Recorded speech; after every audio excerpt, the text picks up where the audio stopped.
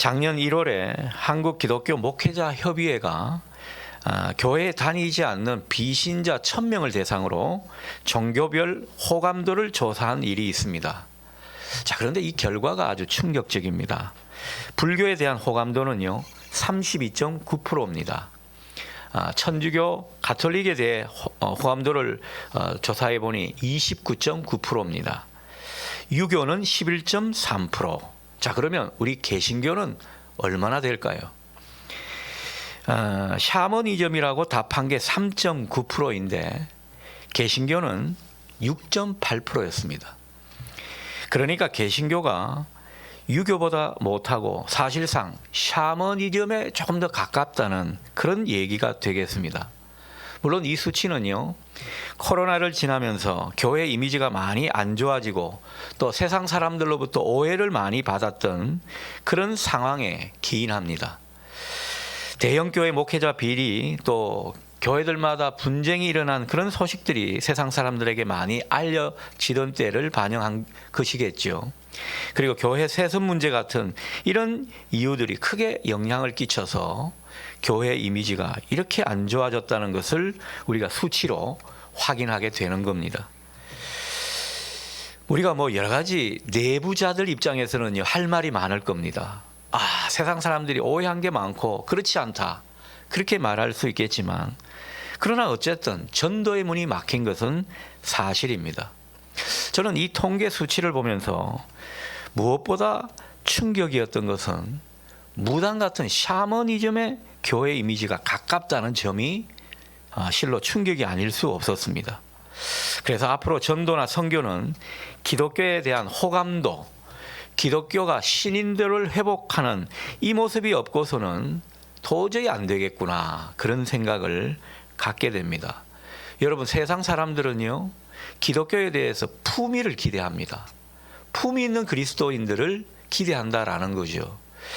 그리고 교회가 정말 본질로 돌아가야 할 그 마지막에 우리가 이르렀구나. 이제는 교회가 본질로 돌아가지 않으면 안 되는 시점에 이르렀구나. 그런 것을 느끼게 합니다.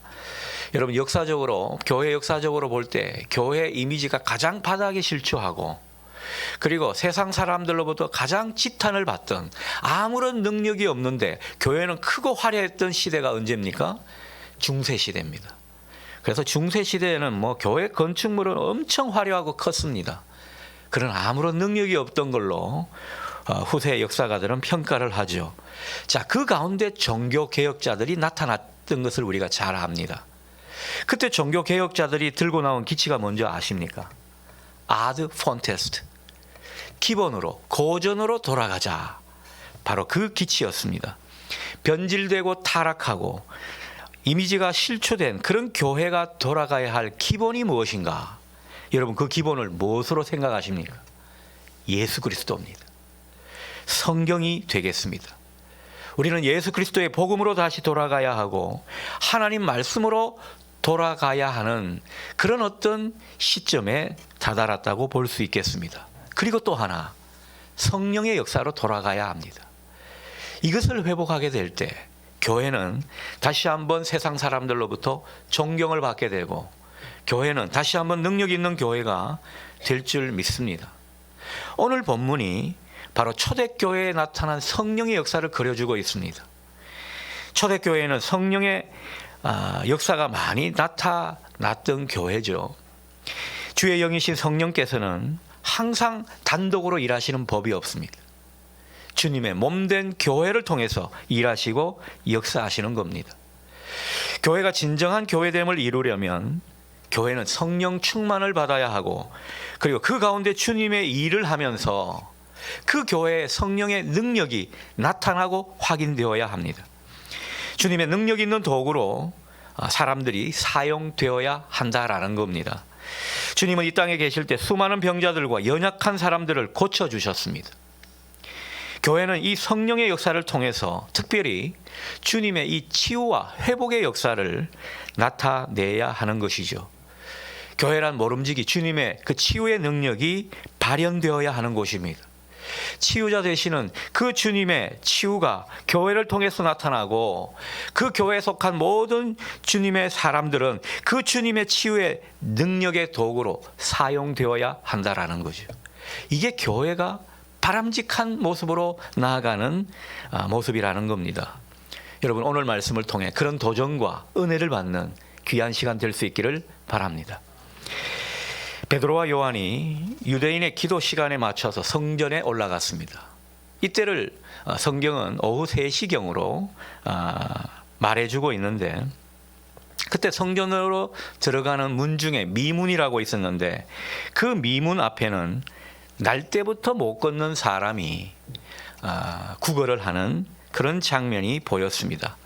성경이 이 거지, 그리고 날 때부터 못 걷는 이 사람의 나이를 40세라고 말하는 것을 보게 되면, 이 사람은 태어나서 40년 동안 한 번도 일어나 본 적이 없었던 그런 사람이 되겠습니다. 그러니 무슨 소망이 있었겠습니까? 무슨 희망으로 살았겠습니까? 아무런 소망이 없었습니다. 그는 병을 고침을 받는다든가 성전에 들어가서 하나님께 예배를 드리고 기도를 한다든가 이런 일에는 관심이 없었습니다. 자기의 일과는, 자기의 삶과는 관련이 없는 일로 보았습니다. 그래서 거기에 따르는 의지도 없었다고 볼 수 있습니다.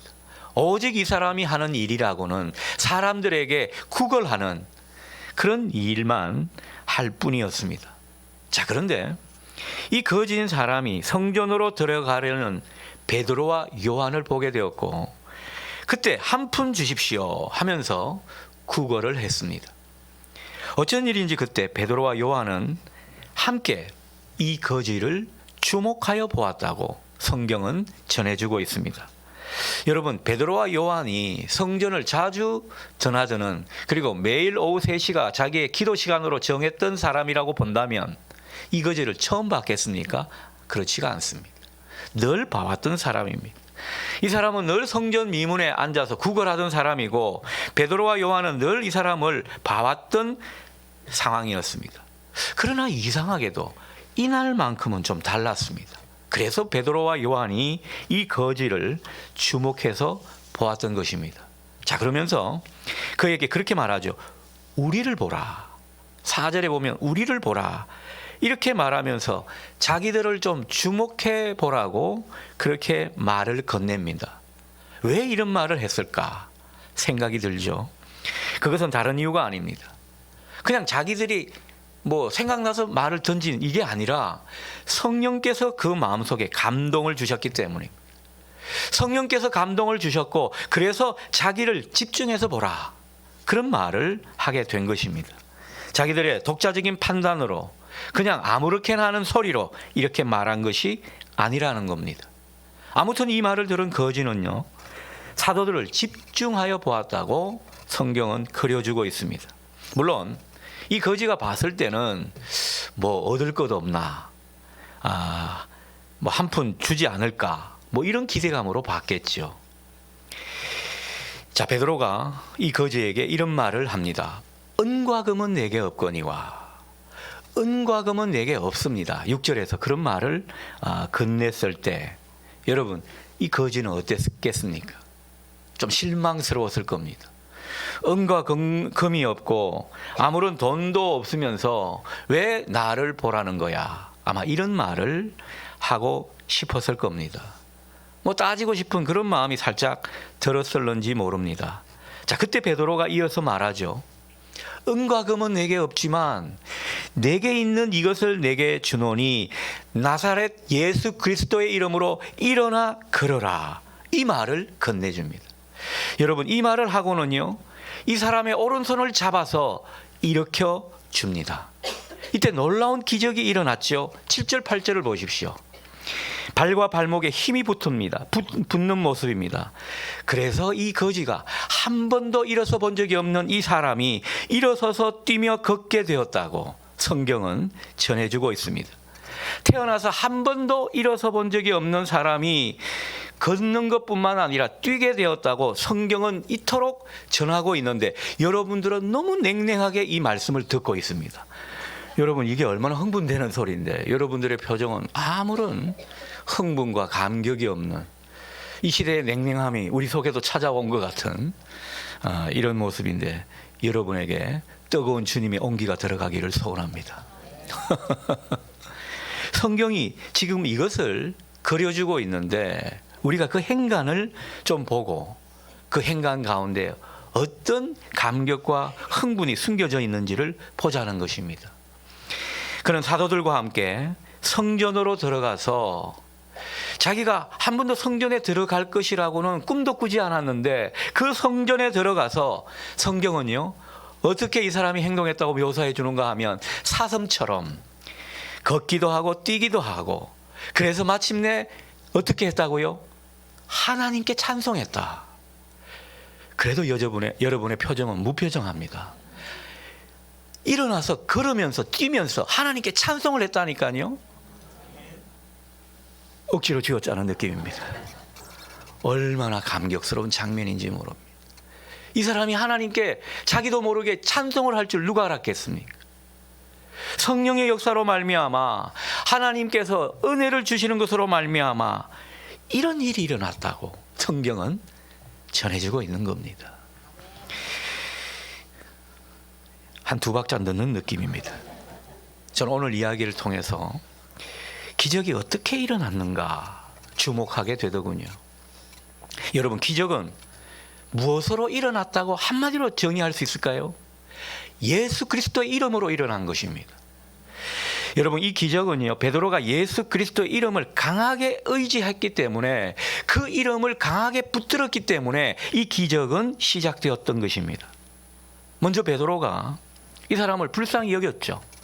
그 가운데 성령의 감동을 받고 주님께서 강하게 그를 붙들어 주셨습니다. 주님께 붙들린 이 베드로는요, 거지 곧 나면서부터 못 걷는 이 사람을 주님께서도 불쌍히 여기시는구나, 이 환자를 낫게 하시는구나, 이것을 깨닫게 되었습니다. 성령의 감동으로 말이죠. 그래서 주님께서 이 일을 위해서 자기를 사용하시는구나 확신하게 되었고, 마침내 용기를 내어서 그를 주목하여 보았습니다. 우리를 보라. 그렇게 말하면서 그가 던진 메시지는 무엇입니까? 내가 사랑하는 주님, 내가 지금부터 너에게 소개하려고 하는 그 예수 그리스도가 너를 주목하여 보신다. 너를 낫게 하려 하신다. 이것을, 이 기쁜 소식을 그에게 전해주려 했던 것입니다. 여러분, 이것을 담대히 선포하는 장면을 우리가 오늘 말씀 구절을 통해서 확인하게 된 것입니다. 그리고 주님의 그 치유의 손길을 마지막까지 간절히 구하는 심정으로 그의 손을 잡아 일으켰더니만, 그 환자하고 접촉점을 가지면서 그를 붙들어 일으켜 세웠더니만 마침내 그가 벌떡 일어나는 놀라운 일이 일어나게 된 것입니다. 여러분, 기적은 이런 세밀한 과정을 통해서 우리에게 전해지게 된 것입니다. 여기서 반복해서 말씀을 드립니다. 여러분, 결정적인 변수가 무엇이었습니까? 이 베드로가, 요한이 예수 그리스도의 이름을 온전히 붙들고 의지했다는 이 대목입니다. 여러분, 예수 그리스도의 이름, 그게 얼마나 위대한 것인지 모릅니다. 주님은 우리에게 기도하면서 예수님 이름으로 기도하라고 부탁을 하셨습니다. 여러분, 우리가 늘 그냥 반복해서 흔히 하는 반복되는 그런 후렴구처럼 예수님의 이름을 갖다 붙여서 그렇지, 그 의미를 생각하고 그 능력을 우리가 믿음으로 고백하면서 예수님의 이름으로 기도하게 될 때 거기에는 분명히 능력이 나타나고 역사가 나타날 줄 믿습니다. 예수님의 이름은요, 예수님 현존 그 자체이기 때문입니다. 우리가 그 이름을 진짜로 부르고 믿고 의지하게 되면 예수님이 현존하시는 거예요. 예수님이 우리와 함께 하시는 겁니다. 그 사인이고 강력한 신호가 바로 예수님 이름 그 자체라는 것이죠.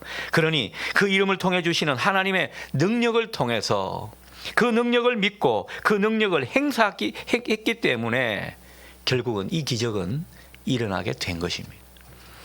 여러분, 예수 그리스도의 이름에 능력이 있고 권세가 있음을 믿습니까?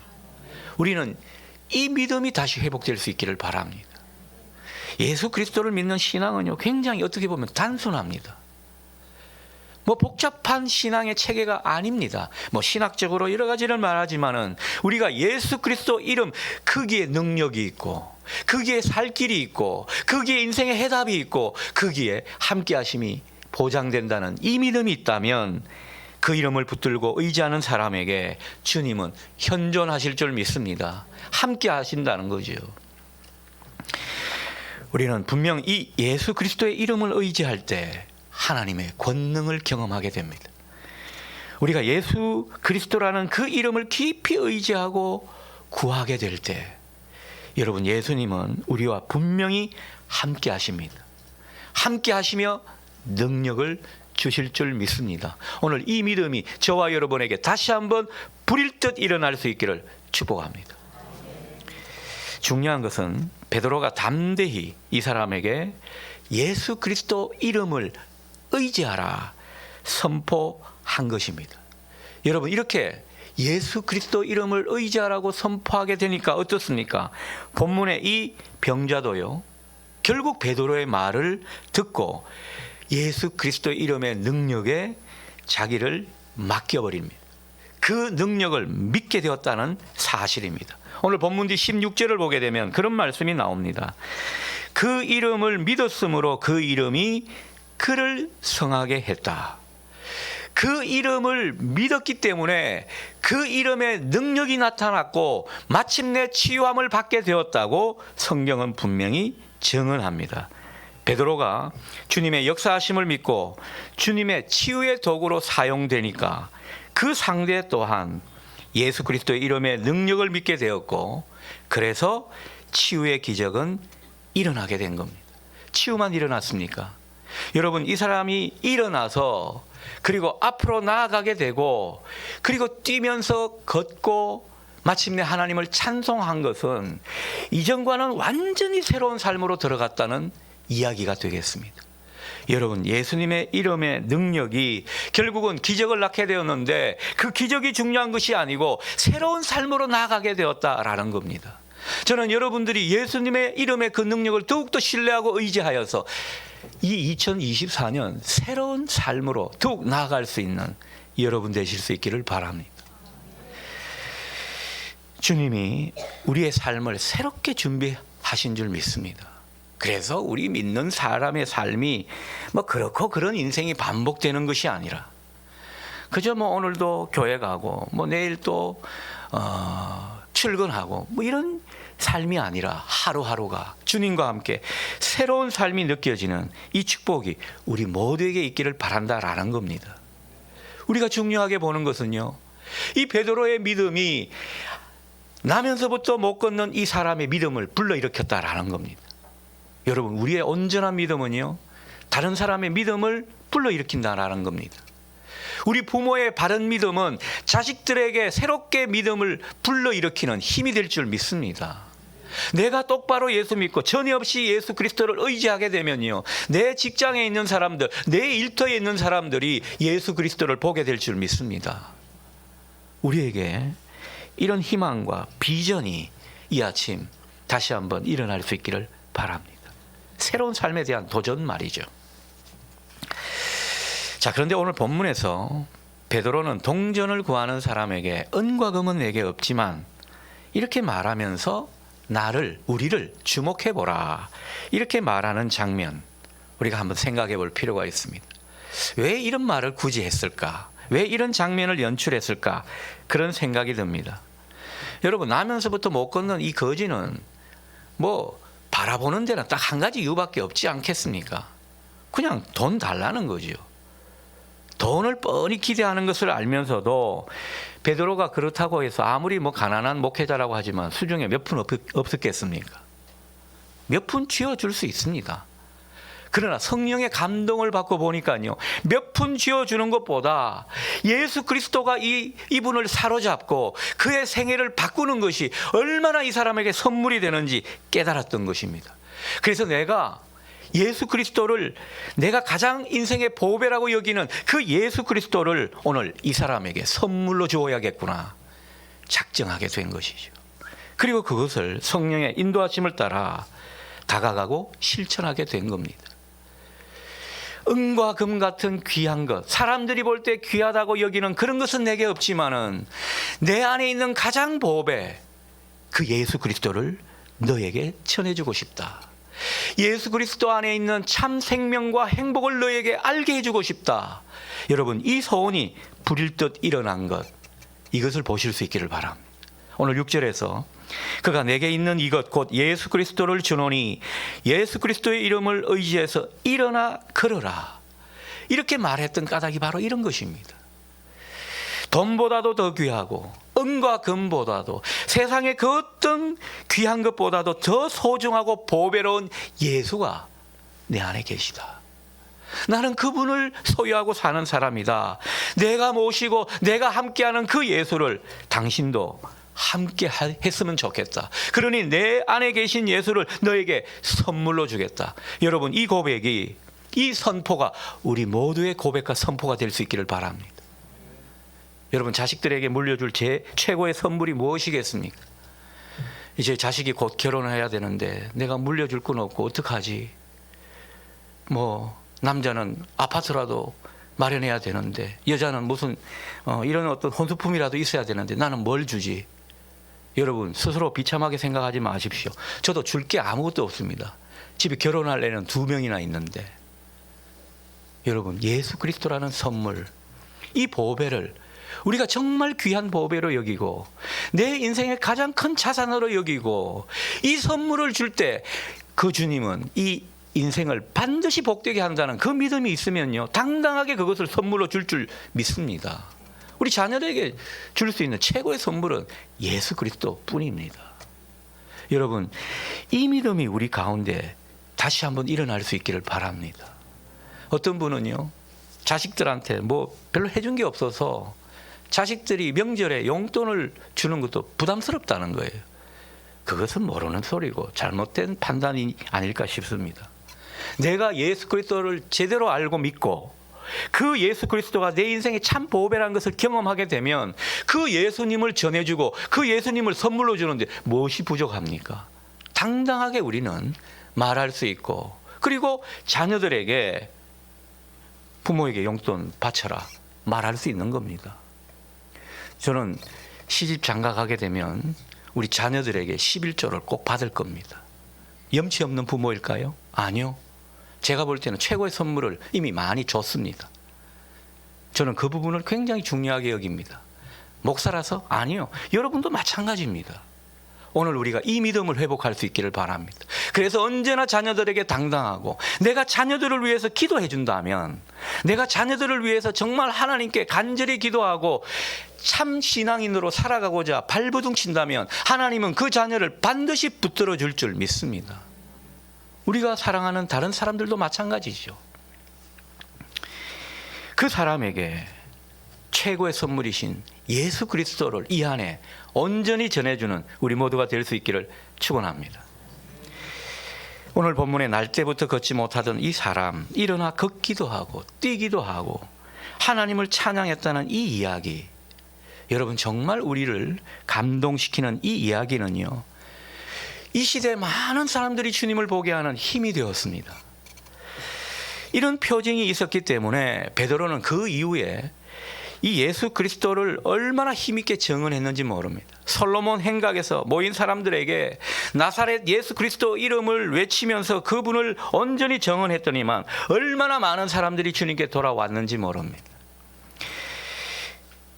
여기서 교회가 어떤 곳인가 생각하게 됩니다. 여러분, 교회는요, 주님의 치유하심을 함께 경험하는 장이고요, 그리고 그 치유하심을 나도 경험하고 다른 사람들도 경험할 수 있도록 그렇게 만들어가는 그런 공동체라 할 수 있겠습니다. 그 가운데 예수 그리스도가 우리의 주인 되시고 예수 그리스도는 우리의 주시다 사람들이 고백하고 증언하는 그 일에 얼마나 힘을 받게 되는지 모릅니다.